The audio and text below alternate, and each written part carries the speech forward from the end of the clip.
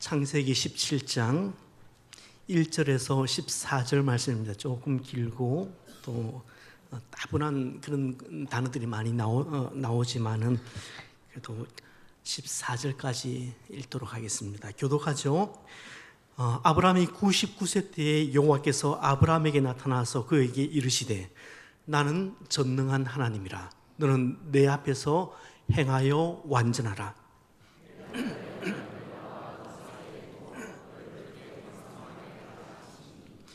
아브라함이 엎드렸더니 하나님이 또 그에게 말씀하여 이르시되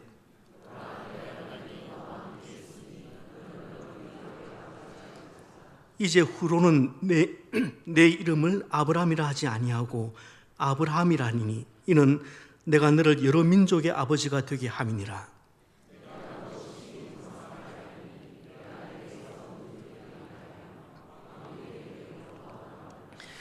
내가 내 언약을 너와 너 및 내 대대 후손 사이에 세워서 영원한 언약을 삼고 너와 내 후손의 하나님이 되리라.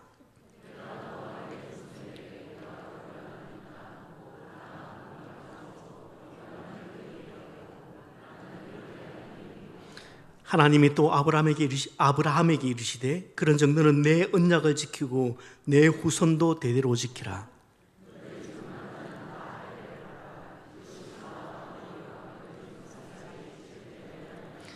너희는 포피를 베어라. 이것이 나와 너희 사이의 언약의 표징이니라.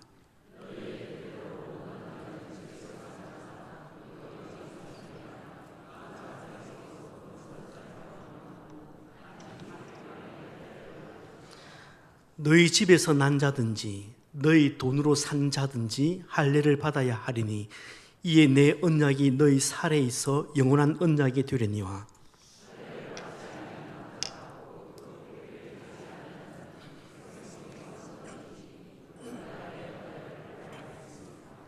아멘.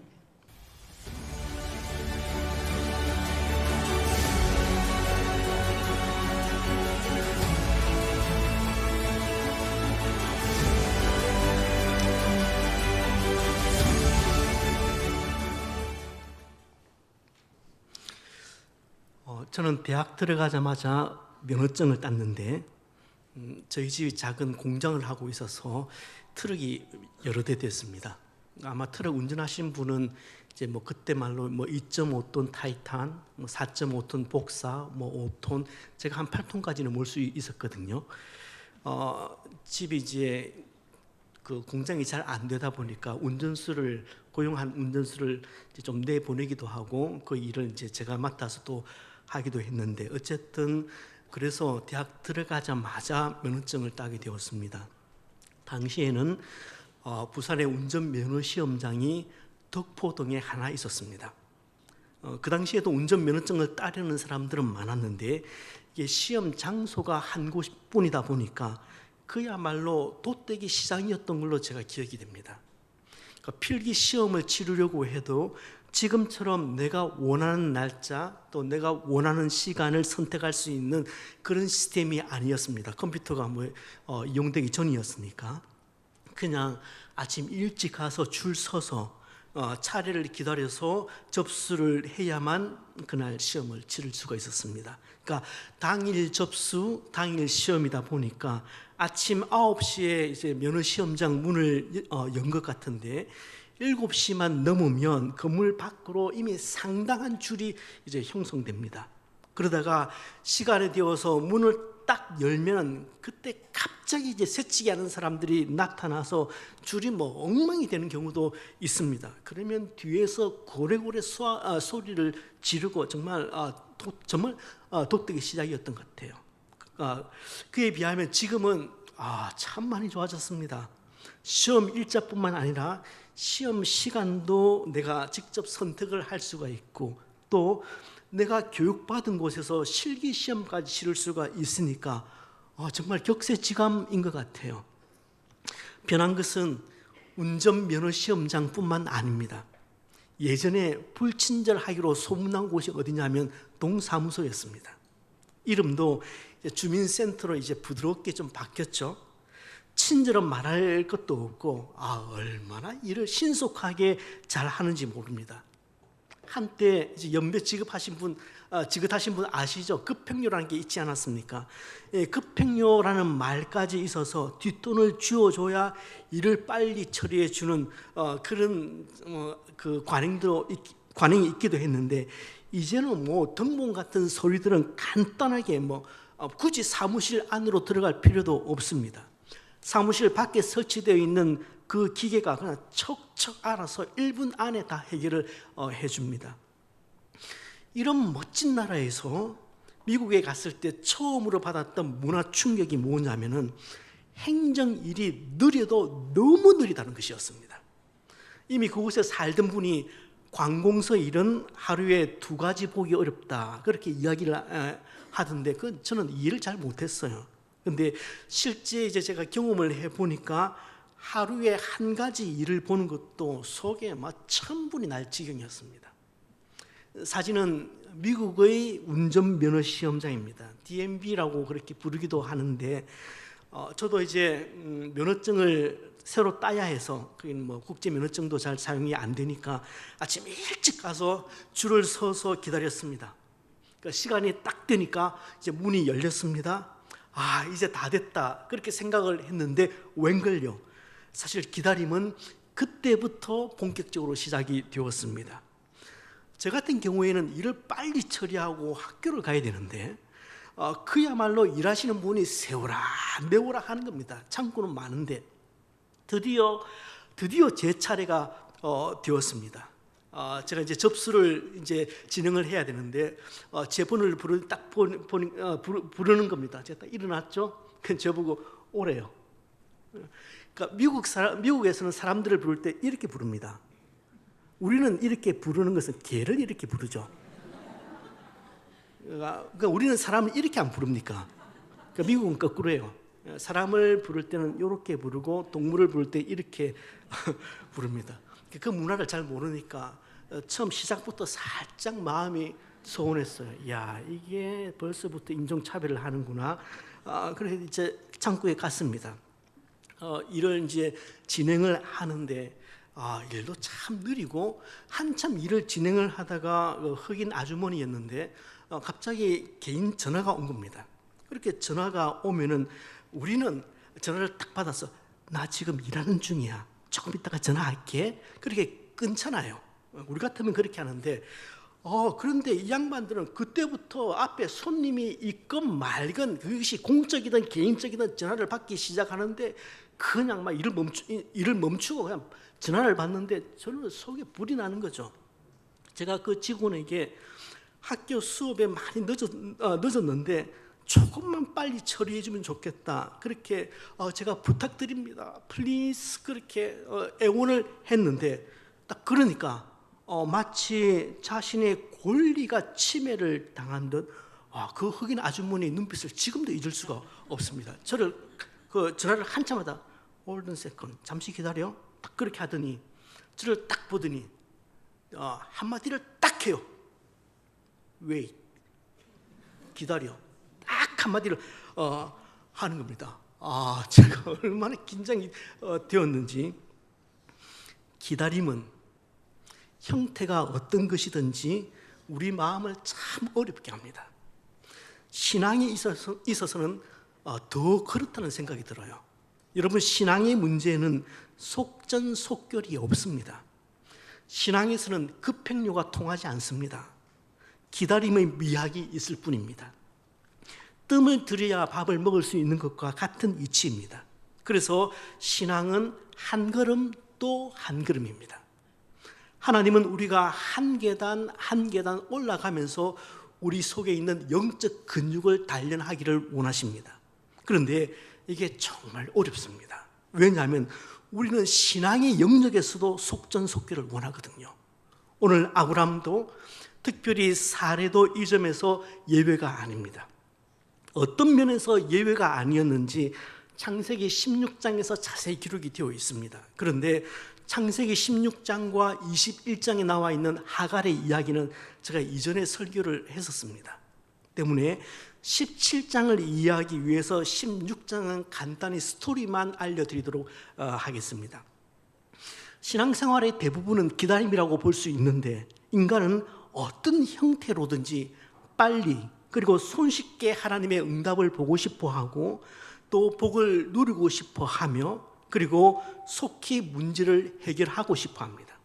그런 인간의 성향을 잘 아시는 하나님의 주특기는 침묵입니다. 인간은 졸라대지만 하나님은 침묵하심으로 우리 안에 기다림의 근육을 키워나가십니다. 그리고 때가 되면 그 문제에 하나님이 직접 개입을 하시죠. 아들을 주시겠다 그렇게 약속을 하시고 10년의 시간이 지났습니다.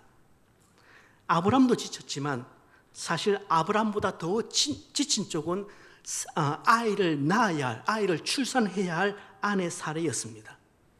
한 해, 두 해, 사레의 마음이 점점 조급해지기 시작했습니다. 남편 얼굴을 대하는 것도 미안했습니다. 이스라엘 그 사회에서는 세 가지 여인의 수치가 있습니다. 첫째는 결혼하지 못하는 것, 둘째는 결혼을 했지만 아이를 낳지 못하는 것, 그리고 마지막 셋째는 좀 웃기는 부분인데 여성이 대머리가 되는 것이 그 당시에 수치로 여겨졌습니다. 그런데 사례는 75세가 되었지만 아직 자식을 출산하지 못했습니다. 이게 사례에게는 말할 수 없는 수치심이 되는 거죠. 지금이야 이제 불임 클리닉이 있어서 그 원인을 찾아서 서로 치료도 하고 그래서 아이를 갖는 경우도 허다하지만 당시로서는 어떻게 손 써볼 방법이 없는 거죠. 무작정 기다리는 수밖에요. 그러니 사례 본인으로서는 답답하고 남편 보기에는 미안하고 이웃 눈총은 따갑기만 한 겁니다. 기력이 쇠갈수록 얼굴에 주름살이 늘어갈수록 사례는 초조해지기 시작하고 인내심은 바닥을 보이기 시작합니다. 본인 입으로 하늘의 별처럼 자손을 많이 주시겠다고 약속까지 하고서는 10년의 시간이 지나가고 있음에도 불구하고 어떻게 이렇게 무심할 수가 있을까? 하늘의 별처럼 많은 자손을 만들려면은 하루에 10명씩 낳아도 모자라는데 도대체 하나님은 뭘 하고 계시는가? 좌절감이 몰려옵니다. 이대로 가만 있을 수만은 없습니다. 결국 사례는 기다림에 실패합니다. 국리 끝에 사례가 낸 보가는 여종 하갈을 통한 출산이었습니다. 이 방법은 지금 우리 시각으로 보면은 비난받아 마땅하지만 그 당시 사회에서는 일반적으로 통용되는 그런 관행이었습니다. 그러니까 지극히 인간적인 방법이었다는 말입니다. 저는 사례가 그 아브라함이 하나님으로부터 들었던 말씀, 그러니까 이스마엘 아니다, 너 몸에서 날 자가 너 상속자가 될 것이다, 그렇게 말씀하신 하나님의 말씀을 사례가 모르지 않았다고 생각합니다. 분명히 아브라함은 하나님께 그 말씀을 듣고 그 들은 말씀을 아내에게 얘기했을 겁니다. 하지만 사례는 더 이상은 넉넉히 기다릴 수만은 없었습니다. 여종 하갈을 사용하자. 임신을 하면 어쨌든 남편의 씨를 통해서 임신이 된 것 아니냐, 그런 생각을 한 거죠. 하지만 사례는 자신의 편법이 얼마나 참혹한 결과를 가져올지 그것은 계산에 넣지를 못했습니다. 어떤 죄는 가벼이 넘어가기도 하지만 어떤 죄는 평생에 걸쳐서 파급 효과를 미치는 치명적인 죄가 있습니다. 오늘 사례와 아브라함의 불신앙의 죄가 그런 케이스입니다. 하갈이 잉태를 한 것은, 여종 하갈이 잉태를 한 것은 성공의 씨앗이 아니라 파멸의 씨앗이 분명히 될 겁니다. 지금 그들에게는 서자가 필요한 것이 아닙니다. 여러분, 뒤에 이삭이 태어나고 그 이삭을 위해서, 그 아들 이삭을 위해서 이스마엘도 아브라함의 아들이죠. 그 이스마엘을 냉정하게 내쫓아야 합니다. 여러분, 그 아들 이스마엘을 내쫓으려고 하니까 아브라함의 눈에서는 피눈물이 나는 거죠. 그때부터 하갈이 낳은 그 이스마엘의 후예들과 그 후예들인 아람 민족들과 이삭의 후손들인 이 이스라엘 사이의 중동 분쟁은 지금도 우리들 눈앞에서 전개되고 있는 가장 골치 아픈 전 세계의 두통거리이기도 합니다. 사례는 그 비극을 볼 수 없었습니다. 어쨌든 하갈이 임신을 했습니다. 그러자 이 여종이요, 돌변하기 시작합니다. 얼마나 교만해지는지 아주 여주인 알기를 손톱 밑에 때처럼 우습게 알고 사례를 그 여주인을 멸시하기 시작을 합니다. 여기 멸시하다는 이 말은 첫 번째 뜻은 가벼이 여기다, 그런 뜻이 있지만 그 뜻 이외에도 저주하다라는 의미도 들어가 있습니다. 그러니까 이 하갈이, 여종 하갈이 마치 자신이 그 여주인이라도 된 것처럼 안방마님 행세를 하면서 사례를 우리 시체말로 갈구기 시작하는 겁니다. 배가 조금씩 나옴에 따라서 점점 더 교만해집니다. 이 하갈이 사례 앞을 지나갈 때면 일부러 배를 더 내밉니다. 그렇게 지나갔을 겁니다. 이미 태교에, 그 아이 태교에 신경을 쓴다면서 손에서 빗자루와 걸레를 놓은 지도 이미 오래입니다. 왜 이렇게 입에서 딸기가 입에 당기지? 참 신게 먹고 싶네, 포도가 먹고 싶네 하고 한 날 묻고 싶다 타령이었을 겁니다. 그렇게 가정의 질서가 파괴됩니다. 엉망이 되어버렸습니다. 사례가 분함을 이기지 못하고 그 남편에게 찾아가서 쏘아 붙입니다. 우리 여성분들 그 부분을 함께 읽도록 하겠습니다. 시작.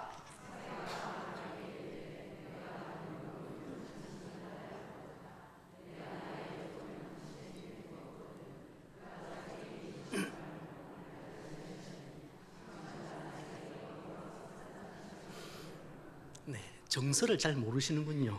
너무 예쁘게 읽으시려고 하는 것 같아요. 그러니까 당신이 허고 헛날 하갈을 끼고 도니까 제가 위아래도 없이 행동하잖아요. 내가 얼마나 모멸감과 수치감을 느끼는지 당신이 알아요. 당신도 한번 막 그대로 당해봐야 돼. 이런 말입니다. 사례는 이 모든 책임을 남편 아브라함에게 전가했습니다. 여러분, 사례가 지금 너무 흥분해 있습니다. 여러분 아시는 것처럼 사례가 원래 이런 여인이 아니잖아요. 그 애굽에 내려갔을 때 저 머저리 같은 남편이 여보 그냥 우리 남매 사이라고 합시다 그렇게 말할 때 말 한마디 하지 않고 그 남편 말에 순종합니다. 사례는 남편을 부를 때도 자기야, 여보 그렇게도 안 부릅니다. 아마 우리 성도님들 가운데는 안 계시겠지만 그 남편을 향해서 야 그렇게도 부르지 않습니다. 남편을 부를 때 주님이라고 불렀습니다. 아주 기품이 있었고 존귀한 여인이었습니다. 그런데 지금 완전히 이성을 잃고 남편에게 당신이라고 대들고 있습니다. 천지도 모르고 아이 태어날 것만 기다리고 있던 이 아브라함이 그제서야 정신이 번쩍 들었습니다. 만약 이때 아브라함이 여종 하갈 편을 들었다면 이 집안 그대로 깨졌습니다. 그러나 아브라함은 자신의 책임을 통감하면서 모든 문제를 사례에게 일임합니다. 당신 여종은 당신의 수중에 있으니까 당신 눈에 좋을 대로 그대로 행하시오. 여러분 사실도 이것은 당신이 다 알아서 해 이렇게 무책임하게 말하면 안 되는 겁니다. 왜냐하면 이렇게 말해서는 문제 해결에 별 도움이 되지 않습니다. 아브라함이 나서서 직접 정리를 해줘야 돼요. 아브라함이 이 가정의 머리잖아요. 그런데 그 책임을 유기를 하니까 어떤 일이 일어납니까? 이번에는 반대로 그 흐트러진 질서를 바로 세운다는 그 명목하에 사례가 하갈을 학대하기 시작합니다. 그 과정에서 이 여종 하갈도 말할 수 없는 상처를 받습니다. 그 학대를 견디지 못한 채 그냥 임신한 채로 무작정 광야로 가출을 해버립니다. 그러니까 홧김에 죽으려고 한 겁니다. 어떻게 보면 하갈도 참 철이 없고, 다시 한번 더 보면 이 하갈이라는 이 여종은요 연구 대상이에요. 21장에도 거의 흡사한 장면이 나오거든요. 그때도 하갈은 그때는 이스마엘이 태어났습니다. 그 어린 피부치 이스마엘을 데리고 광야로 도망을 가버립니다. 죽자고 한 겁니다. 성경은 그 뒤에 이스마엘의 그 아들 이스마엘의 성격이 들나귀 같다고 그렇게 표현을 합니다. 기절이 상당히 사납고 괴팍했다는 얘기입니다. 한마디로 성질 참 되게 더러웠다 이 얘기입니다. 누구 성격입니까? 딱 지 엄마 판에 박았습니다. 지 엄마 빼박은 겁니다. 여하튼 지금 이 집은 완전히 콩가루가 된 겁니다. 도무지 회복이 불가능할 것 같은 이 집안 문제에 하나님이 개입을 하십니다. 하나님은 사자를 보내어서 그 광야에서 신음하던 여종 하갈을 만나주시고 그 태아를 지켜주십니다. 그리고 약속의 말씀도 전해주십니다. 하갈은 불볕 같은 그 광야에서 하나님을 새롭게 만나게 되는 놀라운 체험을 하게 되고 그곳에서 하나님을 나를 살피시는 하나님이라고 그렇게 부릅니다. 그리고 창세기 16장의 마지막 구절은 이렇게 끝이 납니다. 같이 한번 읽어보실까요? 하갈이 아들을 낳음에 아브라함이 하갈이 낳은 그 아들을 이름하여 이스마엘이라 하였더라. 하갈이 아브라함에게 이스마엘을 낳았을 때 아브라함이 86세였더라. 자, 드디어 아들 이스마엘이 탄생했습니다. 그리고 17장이 열리는데 17장 1절 말씀도 다시 한번 같이 읽어보겠습니다. 아브라함이 99세 때에 여호와께서 아브라함에게 나타나서 그에게 이르시되 나는 전능한 하나님이라. 너는 내 앞에서 행하여 완전하라. 여러분, 16장 마지막 16절과 17장 1절의 시간 차이가 보이시죠? 창세기 16장 마지막과 창세기 17장 1절의 차이는 무려 13년 차입니다. 성경은 이 13년 동안 아브라함의 삶에 실제 어떤 일이 일어났는지 한마디도 기록하지 않습니다. 아브라함의 삶에 특별하게 언급할 만한 것이 하나도 없었다는 그런 얘기입니다. 그냥 지극히 평범한 일상들이 진행되고 있었다는 얘기죠. 어떻게 보면 이 기간은 아브라함에게 있어서는 인간적으로 가장 행복한 시간이 아니었을까 그런 생각이 들어요.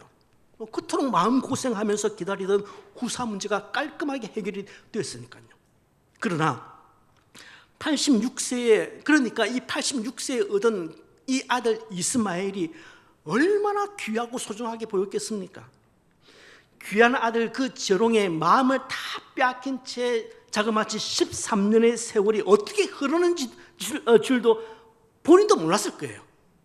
어쩌면 우리가 염려하는 것과는 다르게 아브라함 한 사람의 관점에서는 지극히 평범한 나날들이 지나가고 있었습니다. 하지만 구원 역사의 관점에서는 하나님의 계획하심이 완전히 일그러진 그런 나날들이었습니다. 이 13년의 세월은 아브라함이 자신이 범한 실수를 바로잡고 영적으로 다시 자랄 수 있는 그런 영적 수습기관이었다고 할 수 있습니다. 아브라함은 계시록 2장 5절 말씀처럼 그러므로 어디서 떨어진 것을 생각하고 회개하여서 처음 행위를 다시 가져야만 했습니다. 하지만 아브라함은 굽어진 것을 펼 마음이 없었습니다. 아니, 무엇이 틀렸는지 그것도 모르고 있는 것 같아요. 자신의 씨를 통해서 난 아들이니까 이 이스마엘이 그냥 상속자인 줄 완전히 착각하고 있었는지도 모르겠습니다. 이제는 하나님 편의 기다림의 시간이 시작됩니다. 1년, 2년, 3년 기다리다가 결국 하나님께서 그 굽어진 것을 펴기 위해서 아브라함을 찾아오십니다. 그렇게 느닷없이 나타나셔서 나는 전능한 하나님이라, 너는 내 앞에서 행하여 완전하라, 그렇게 말씀을 하십니다. 하나님께서 사람들에게 최초로 자신의 이름을 계시를 해 주십니다. 그 이름은 엘샤다이, 전능하신 하나님이라는 뜻입니다. 하나님은 자신의 이름을 통해서 자신의 속성을 드러내십니다. 예를 들자면 방금 말씀드린 것처럼 사례의 핍박을 피해서 광야로 도망갔던 그 하갈이 그 죽음의 광야에서 하나님의 지키심을 그렇게 경험합니다. 그때 하갈은 그 하나님을 엘로이, 그러니까 나를 살피시는 하나님, 나를 감찰하시는 하나님이라고 그렇게 이름합니다. 야곱이 밧단 아람에서 그렇게 돌아온 후에 베델에서 단을 쌓죠. 그리고 그곳에서 야곱은 하나님을 엘 베델이라고 그렇게 부릅니다. 어느 곳에나 계시는 하나님이라는 뜻입니다. 이처럼 하나님은 자신의 이름을 통해서 당신이 어떤 하나님이신지를 드러내십니다. 엘샤다이, 전능하신 하나님은 약속을 이루시는 하나님이십니다. 아브라함과 사례는 도저히 의학적으로는 또 생물학적으로는 아이를 낳을 수 없는 나이입니다. 그러나 전능하신 하나님은 약속하신 것을 기어코 이루시는 하나님이십니다. 특별히 성경에서 엘샤다이라는 이름이 등장할 때 항상 뒤따라 나오는 상황이 뭐냐면 고난의 상황입니다. 고난과 아픔의 현장에 있는 그 성도들을 찾아오실 때 하나님은 엘샤다이로 자신을 드러내십니다. 그래서 엘샤다이라는 이름이 가장 많이 등장하는 성경이 어디냐 하면은 구약의 욥기입니다. 엘샤다이라는 하나님의 이름은 구약에서 48회 사용되는데 욥기에서만 무려 31회나 사용이 됩니다. 아시는 것처럼 욥기는 한 성도의 고난에 담겨있는 그 의미를 깊이 묵상하고 성찰하는 그런 책입니다. 말할 수 없는 고난 속에서 신음하고 있던 성도들에게 하나님은 엘샤다이로 자신을 계시한다는 것은 오늘 우리에게도 큰 위로와 통찰을 줍니다. 올해 유난히 힘든 길을 걸어가시는 성도님들이 계십니다. 땅이 꺼지는 한숨 소리를 내시는 분들도 계십니다. 건강 때문에 많이 힘들어하시는 분들과 그 가족들이 계십니다. 고통 중에 터져 나오는 그들의 신음소리가 얼마나 아픈지 모르겠습니다. 교회 간 대로 일이 잘 풀리지 않아서 올해 유달리 마음고생을 하시는 성도님도 계십니다. 그런데 사랑하는 성도 여러분, 바로 이 고난의 시간을 지날 때가 엘샤다이, 곧 전능하신 하나님을 만나고 경험할 때가 아니겠습니까?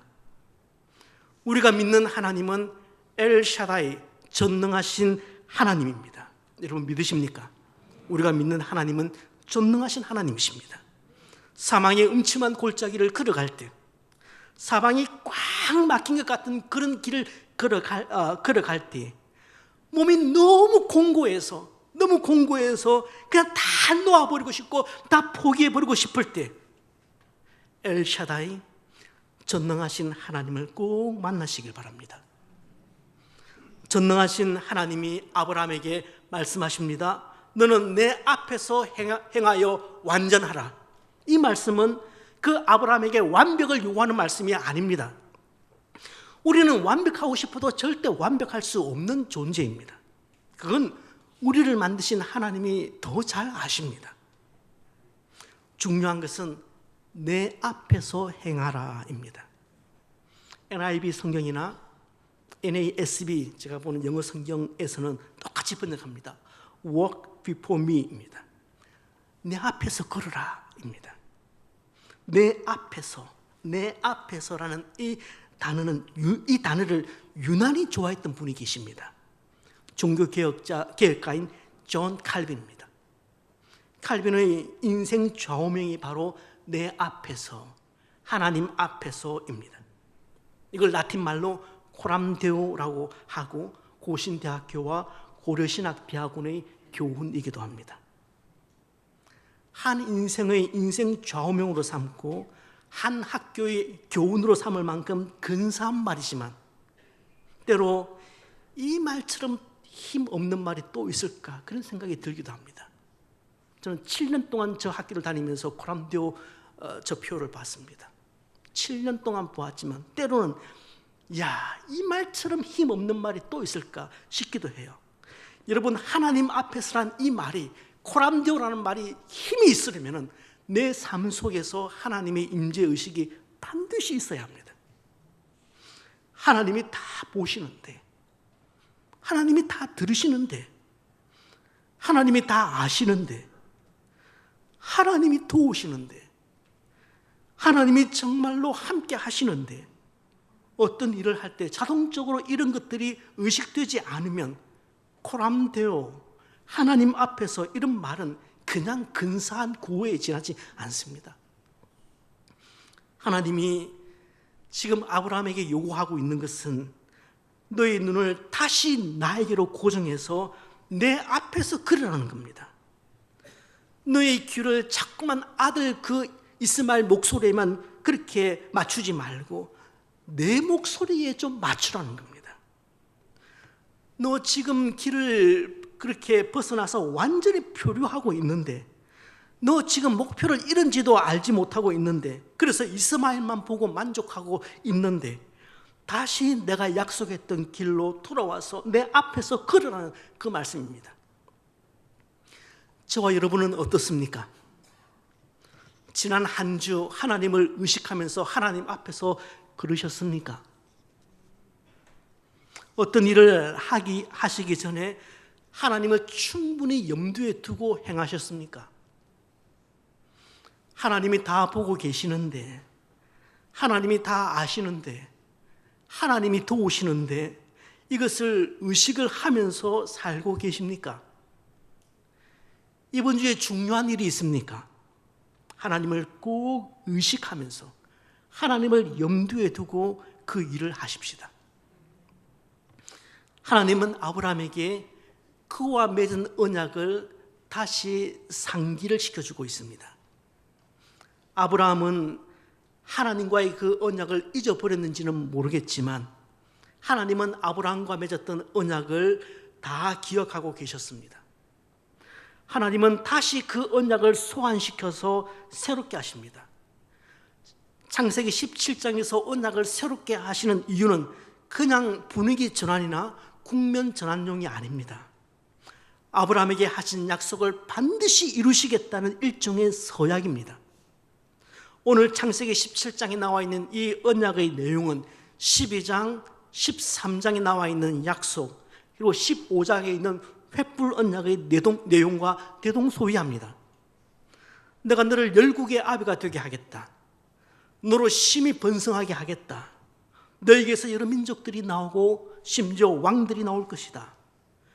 너희 자손들과도 내가 언약을 맺을 것이고 그 언약은 영원한 언약이 될 것이다.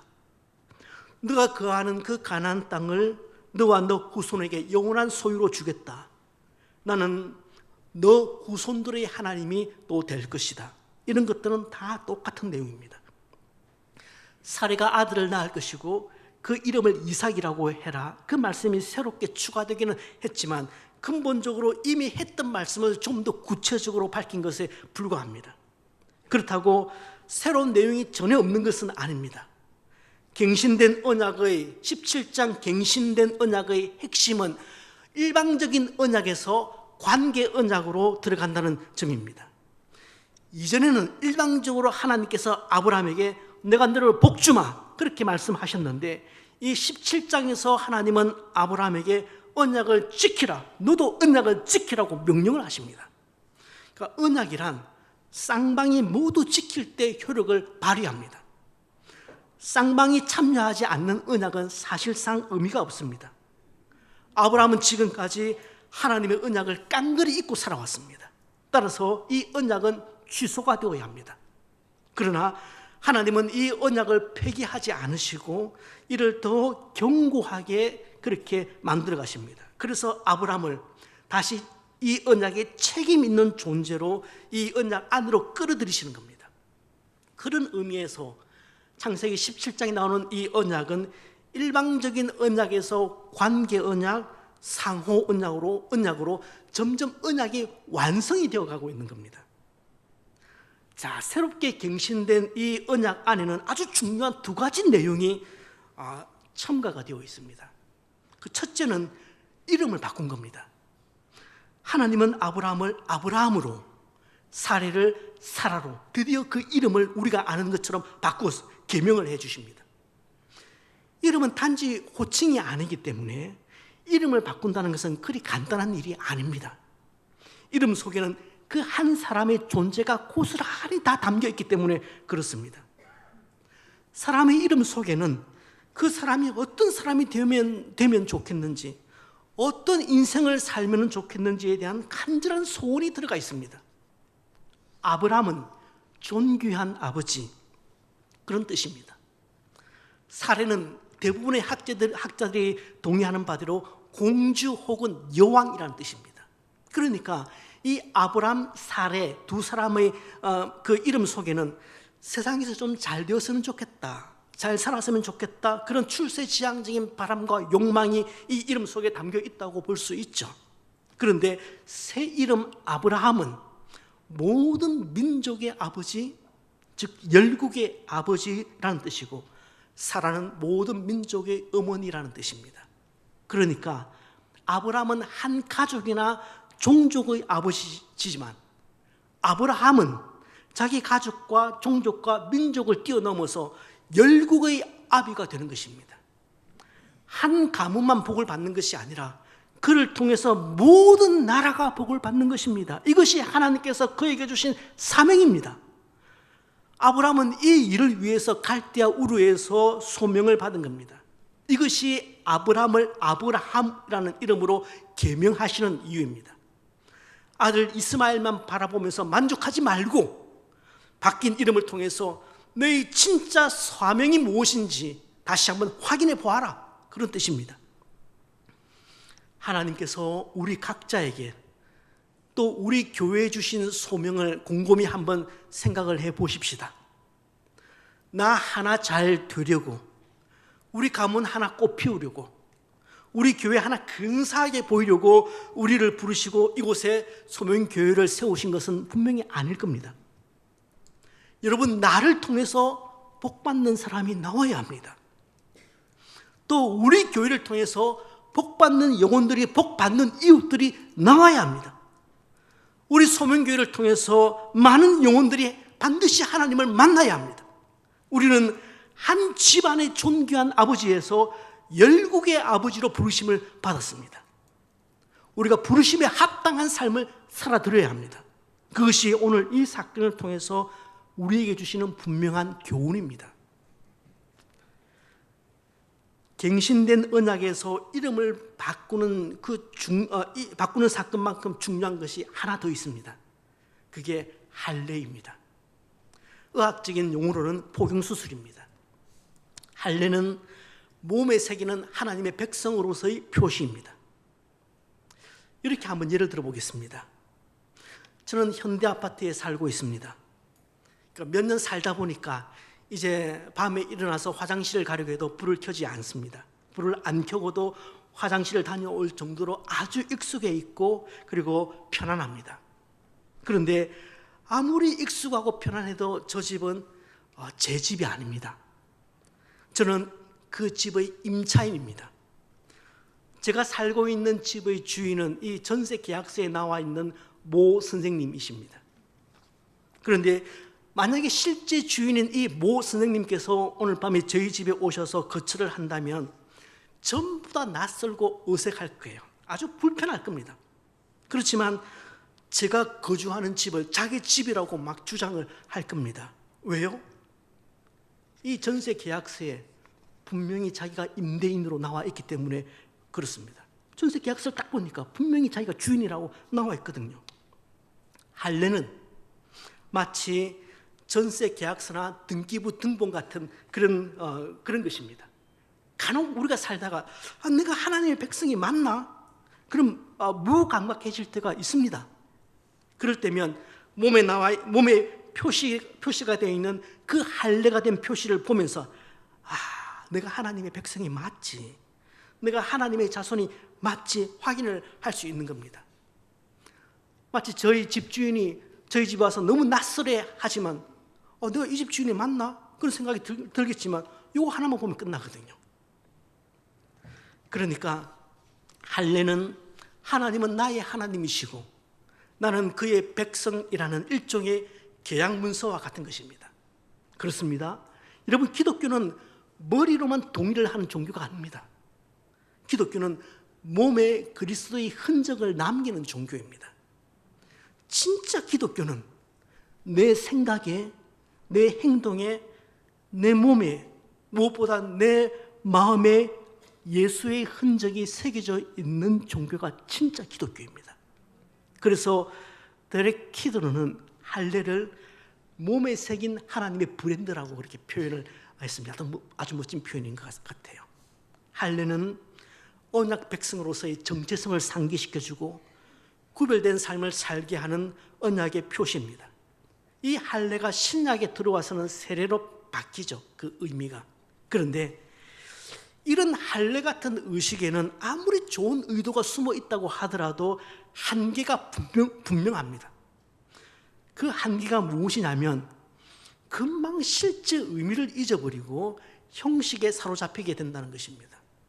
그래서 할례만 받으면 하나님의 백성이 되는 줄로 착각하는 겁니다.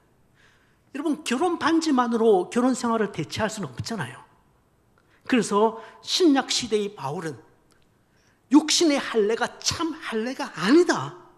할례는 마음에 하는 것이라야 참 할례다. 그렇게 아주 강하게 주장을 합니다. 신약 시대에 와서도 그 유대인들이 계속 그 주장을 하거든요. 그래서 그 바울 선생님이 계속해서 마음에 받는 할례가 진짜 할례다. 그 부분을 우리가 세번역 성경으로 한번 읽겠습니다. 같이 읽습니다. 겉모양이라고.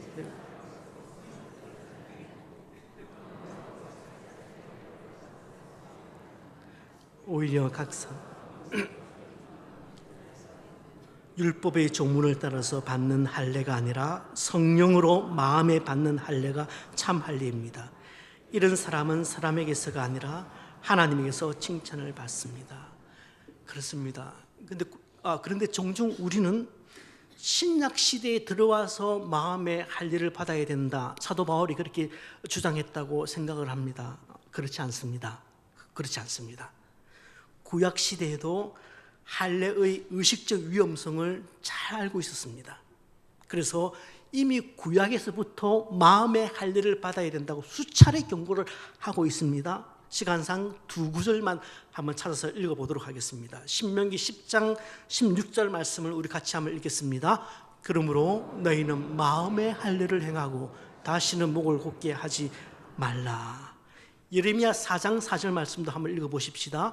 유다인과 예루살렘 주민들아, 너희는 스스로 할례를 그리하지 아니하면 너희 악행으로 말미암아 나의 분노가 불같이 일어나사니 그것을 끌 자가 없으리라. 전통과 형식에 의해서 기계적으로 진행되는 할례는 아무런 의미가 없다고 성경은 이야기를 합니다. 이미 바울 사도가 그런 말을 하기 이전에 이미 신명기에서부터 선지자들도 함께 그 얘기를 하고 있습니다. 그래서 할례에 관해서 중요한 현대적인 의미가 담긴 질문을 하나 던지고 설교를 마치려고 합니다. 뭐냐면, 오늘 저와 여러분들의 삶 속에는 하나님의 백성이 된 흔적이 있습니까? 저와 여러분에게 구원받은 자의 흔적, 예수 그리스도의 보배로운 피로 하나님의 친백성이 된 그 피의 흔적이 있습니까? 내가 크리스찬이 되었다는 사실은 중요합니다. 하지만 하나님의 백성이 된 사실을 확인해 줄 수 있는 흔적이, 그 흔적이 내 몸에 있느냐는 겁니다. 내 삶 속에 주를 위해서 산 그 삶의 흔적이 있는가? 라는 질문을 던지고 싶습니다. 바울은 고백합니다. 이후로는 누구든지 나를 괴롭게 하지 말라. 내가 내 몸에 예수의 흔적을 지니고 있노라. 먼 훗날 우리가 주님 앞에 설 때에 우리도 이런 고백을 할 수 있다면 참 좋겠습니다. 주님, 내 몸과 마음에도 주를 위해서 산 흔적들을 가지고 있습니다. 주님, 내 몸과 마음에도 주를 위해서 산 흔적이 있습니다. 우리가 이것을 가지고 같이 한번 기도하면 어떨까요?